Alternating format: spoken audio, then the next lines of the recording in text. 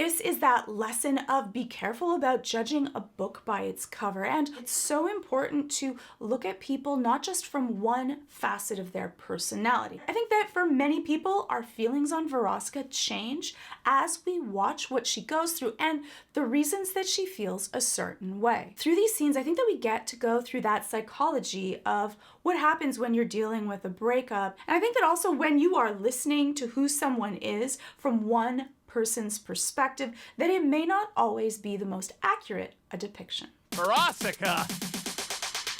Blitzo. Oh yeah? I'm surprised they let your out of rehab. I can see you're still a drunken clutching onto that Bielsa juice bottle like it's the last in hell. They let me out because I'm still famous, and rehab is for sad loser wash-ups.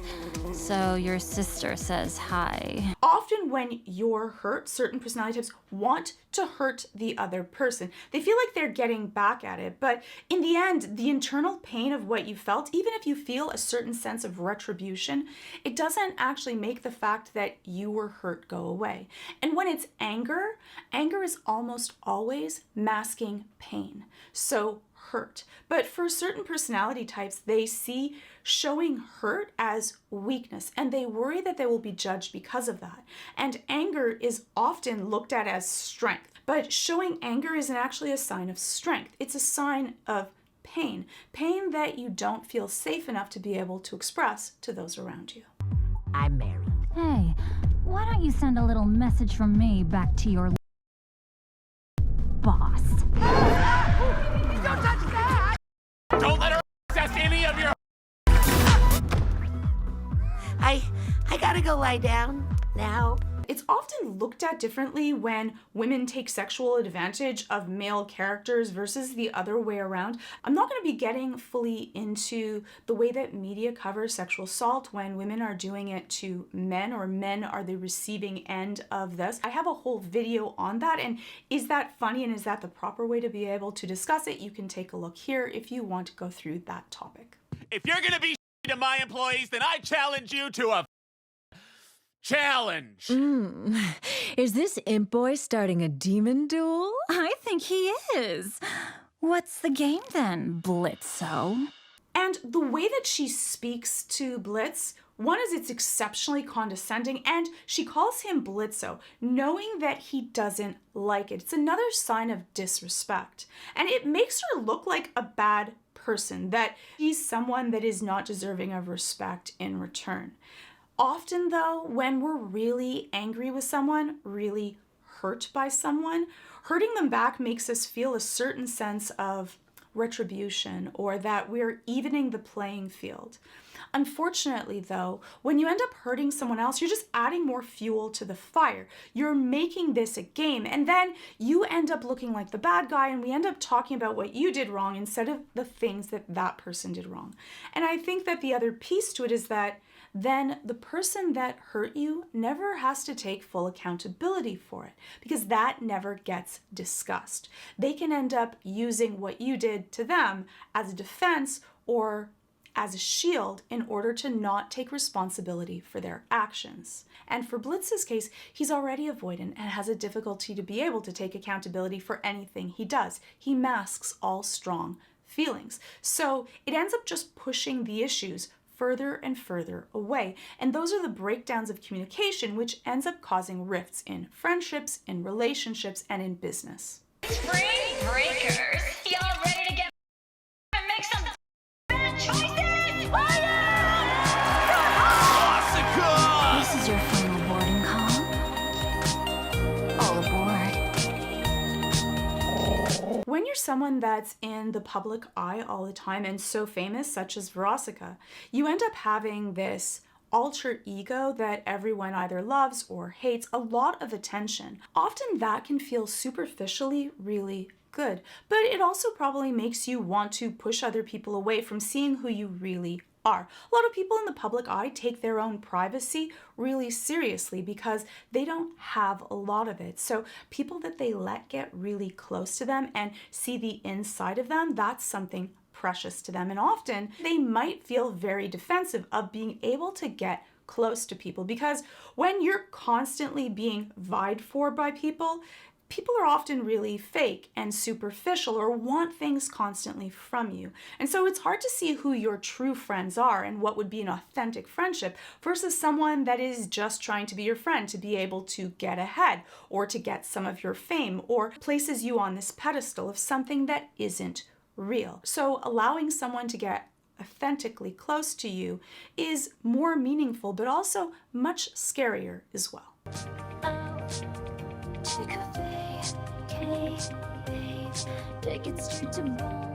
The other piece to it is also that people often feel like they're not even real, these people that are in the public eye. And because they see them more like characters on TV or on a video, they don't actually see them as real people. And so hurting them or attacking them almost seems like free or fair game. And people often don't notice that they're actual real people that can get hurt. And when you become more and more famous, often people find even more enjoyment of knocking you off of that pedestal or of showing your own hypocrisy and having these groups of people that have banded together to hate you because for some reason, and sometimes those reasons can be really, I just lost my way. And that can be really difficult to comprehend, but also very overwhelming, especially for people that became famous really fast before they had any time to be able to adjust. And then suddenly all of their privacy is gone. And I think that for most people, being under the microscope 24/7 is very exhausting and can cause a lot of anxiety. Hello, freshest ex! Stollis! How are you doing, baby? You holding up okay? Oh, I'm fine.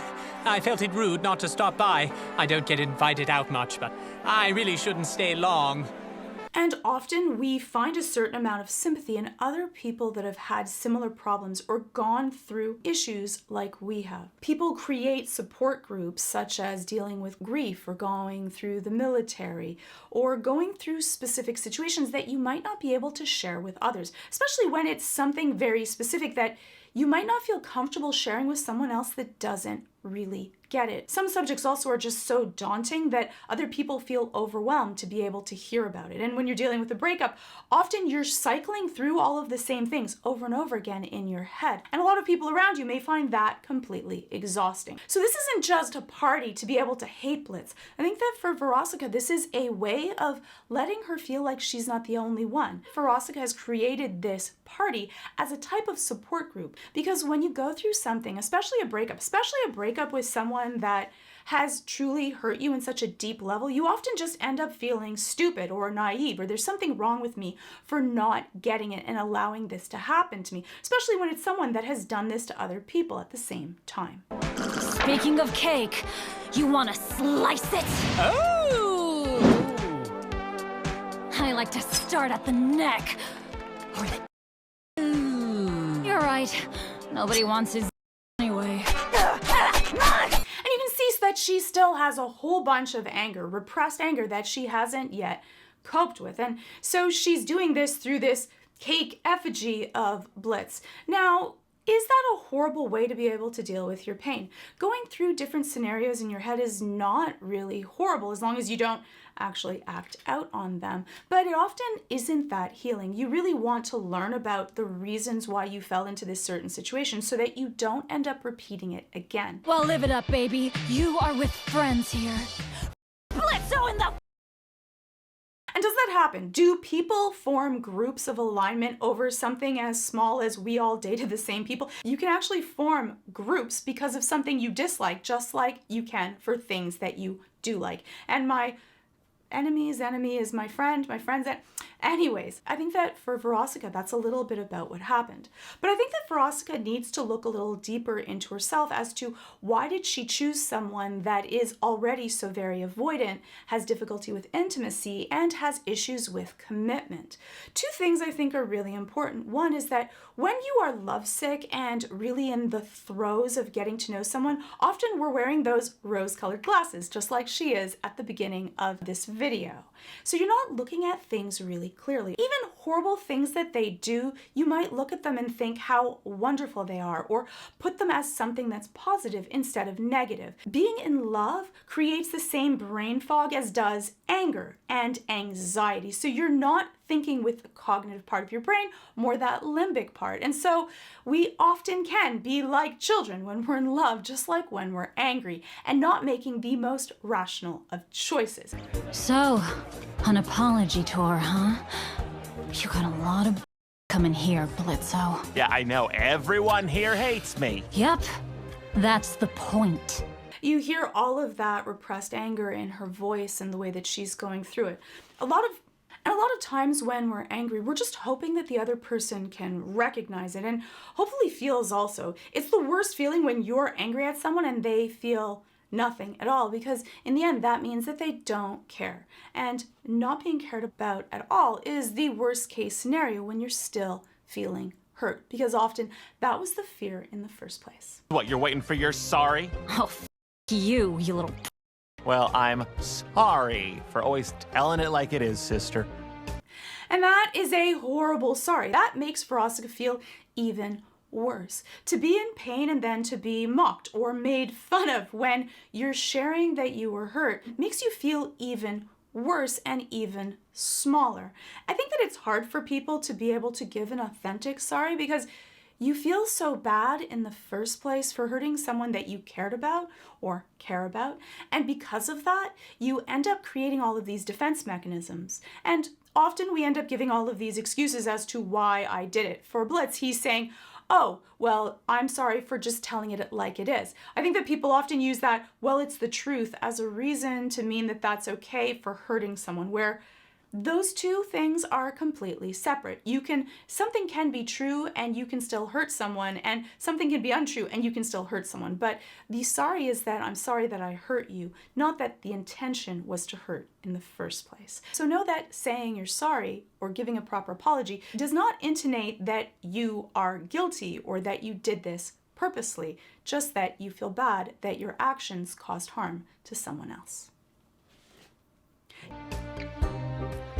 Well, I'm just being honest. I'm sorry for dumping you. Sorry for not falling head over heels for you. That is just, I'm sorry for being honest. Like, that is often the excuse that they give. In therapy, when I'm going through couples counseling or maybe group or family dynamics, I will stop someone immediately to let them know what you have to do for a proper apology. I think it's one of those skills that we're not actually taught, that should be taught in school. In order to be able to do that, you have to be able to understand, validate what someone else is feeling. So the first thing you'd have to do that is to be able to properly hear them. But often you're creating your own defense inside of your own head instead of listening and carrying the pain of someone else. And I don't think that it's an easy skill either. Oh, you are so... Do you hear yourself? Everyone's... Hello, we live in hell! Still not an excuse. Everyone else is horrible as well does not excuse your behavior. You see all of these defense mechanisms that Blitz has used. For him, these are the things that helped him survive through life, but now they're maladaptive. They stop him from being able to create true, intimate relationships. But I think that for Blitz, that's what he's afraid of. And for Verosika, I would ask, why has she chosen someone whose pattern of behavior is to leave before it gets really intimate or close? Often we search for someone that is a pattern of behavior that caused a trigger or pain in our childhood. So did she have a parental figure that was avoidant or neglectful? And then we looked for that same person, but someone that we hope will heal that wound, so that will choose us instead of abandoning us. How do you think I felt when the fun guy I was dating decided to just bail on me because I made the mistake of saying I love... It was the most embarrassing feeling. For Verosika, I think especially because this doesn't seem like something that's easy for her either. And when you're sharing your feelings and kind of putting your heart on a plate for someone else, the way that they deal with that can make you feel even more broken afterwards. To be vulnerable for once, and you really just know how to send a message in the way. The worst part is you still make me feel like a bad person for being angry at you now. And that shows that she is more of a super feeler, which is interesting because she has this outer coating of looking like she's tough and that nothing can hurt her and on top of the world, and has all of this adoration. You would think that then she really wouldn't be vulnerable to being able to be hurt. But that isn't the case, especially when you're a super feeler. So even at this moment, she feels bad for Blitz, for him going through this kind of pain that she's causing him. Even sharing her own hurt, she can tell, is overwhelming for him at the level that he can't cope with it. So she actually feels bad for being hurt, for her hurting for what he did to her. I'm never gonna get that. She feels bad for sharing her hurt that he did to her because that hurts him. Took me a few takes for that one. But hosting this party for everyone else you over, at least I can help others cope with the shit you did. It is really healing to be able to help other people go through pain that you didn't have the support to deal with yourself. That can be really healing. You're making concrete change to be able to help other people in the areas where you didn't have your own support, and you get to be able to go through that healing together. That showing of getting down to the same level to be able to speak with them and mirroring behavior shows her level of empathy, that she really is trying to get through to him and speaking to him in a soft tone. Often the way that we package something is even more important than what we're saying. And that's the problem with a lot of different forms of media. If you're ever going to go through having an argument or going through giving an apology, it really is best, if you can, to be able to do that in a means where someone's going to be getting all of the emotional language. And through text or through emails, you're not really getting it. We often interpret those words through our wounds. And so a lot of the information that you're given can be lost. You can say two things and one of them can come off really soft and sweet in person, but if you read it, you might read it as harsh and biting instead. So a lot of misinterpretations can be avoided by just doing this in person, especially when it's something sensitive or a relationship that you actually care about. What? No snarky comeback? No. You're right. I actually am, sorry. I don't want to be this way. Not forever. Looks like Stolas is having a good time. Yeah, well, he needs it. And she didn't really address what Blitz was saying. I really wish that she took a moment to be able to take it in. I think that for Verosika, she was so worried that he was going to say something dumb and ruin it that she was just going to let that be where it was. But I think that Blitz was in the place to be able to really talk about it, and hopefully they could come to a little bit more of an understanding and a little bit more healing. And it's hard to be able to do that with the person that's hurt you in the first place. But we're not taught how to do this. We're not taught how to do this in school. And so it's an actual higher level of learning. And that's why a lot of times in relationships, when you go to couples counseling or deal with therapy, that's what the therapist's job is to do, to be able to interpret different behaviors and help people come to an understanding so that we can see each other in a very honest, clear light so that you can move forward. Hold it, Blitz. If you want to change, it just starts with saying, good for him. Hope he gets... Here she doesn't call him Blitzo. She calls him Blitz. She now doesn't want to undermine him. She's speaking to him so that he can hear her with respect and care. If you actually want to have concrete change, the starting point would be actually doing concrete change. It's not enough to have the words. It's not enough to be able to state that. You have to do that through behaviors. I think that a lot of people, especially when they're doing therapy, think that you're going to have this light bulb and you're just going to change because you want to. It takes steps. It takes concrete actions. And if you do an action enough times, it becomes a behavior. And if you do a behavior enough, it becomes who you are. And you can leave the old parts of you behind to be able to be a better, more evolved you. Here, have some cake.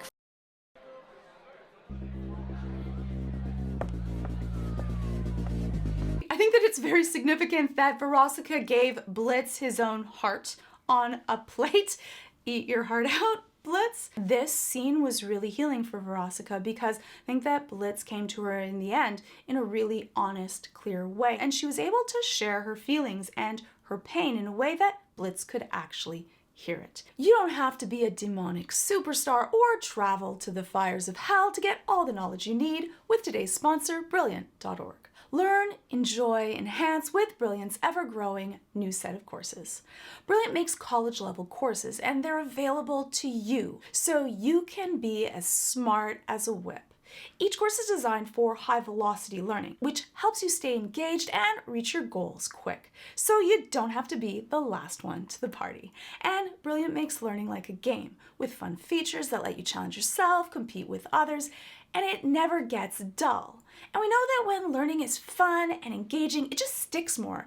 You remember more easily, more quickly, and for a longer period of time. And if you're worried about not having the course that you want, Brilliant has thousands of lessons. They have math, chemistry, physics, engineering, computer science, and so many more. And don't worry, new lessons are being added monthly. And for me, when I practice a skill, all I do is I say to myself, I'm just gonna do 15 minutes a day. Really, there is no one that can tell me they don't have 15 minutes a day to not expand their mind. I've done the courses on algebra, logic, geometry. I found all of them really engaging, even though they're difficult subjects. And it was fun because it was interactive, and if I ever got stressed, I could just chop down the course to a slower pace or go back down to a lower level. They also have new courses such as how large language models work or Intro to Probability.